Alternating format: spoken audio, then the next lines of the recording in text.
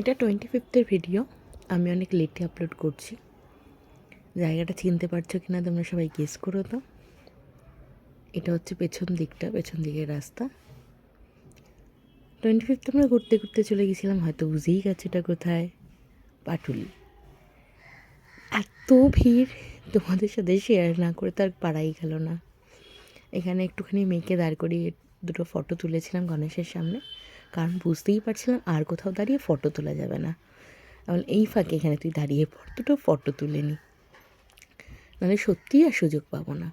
বলি সামনের দিকে কিছুটা এগিয়ে গেলাম, দেখি কীরকম সাজিয়েছে, তোমাদের সাথে শেয়ার করতে পারি কি না।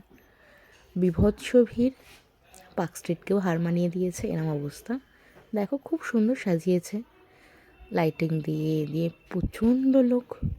মানুষের এত ধৈর্য, এত এনার্জি, চোখে না দেখলে সত্যিই বিশ্বাস হয় না। কিছু দূর এগিয়ে গিয়ে তো আমি দেখলাম রীতিমতো দুর্গাপুজোর ঠাকুর দেখার লাইন।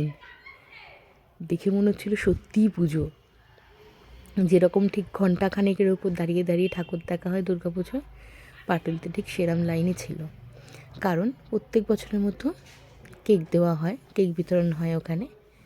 তারপর শুনলাম ঋতুপর্ণা এসছে, এখানে আমার দাদা, বৌদি, আমি,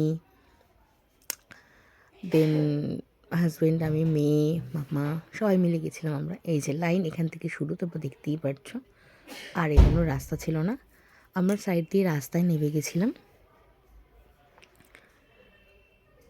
কতটা কি ভিড় লাইন দেখার জন্য। এই দেখো রাস্তায় নেমে এসেছি, এই ফুটপাতে পুরো লাইন রয়েছে। দেবনাকে আসার কথা, ঋতুপর্ণা এসেছিল, কেক বিতরণ হলো, এইসব চলছিল। আমরা আর ওই লাইনে দাঁড়াইনি। সত্যি মানুষের ধৈর্য না থাকলে তো আজকাল দিনে চলাই যাবে না। ধৈর্য শক্তি অনেক মানুষের, এই জন্যই তো আমরা মানুষ, তাই না? যাই হোক, আমরা রাস্তা নেমে কিছু দূর এগিয়ে দেখলাম প্রচণ্ড ভিড়, আর এগুলো ঠিক হবে না, সাথে ছোটো বাচ্চা, ওকে নিয়ে রিস্ক নেওয়ার তো কোনো প্রশ্নই ওঠে না। কিছু দূর লাইটিং দেখে ঘুরে আমরা ব্যাক করে এসেছিলাম।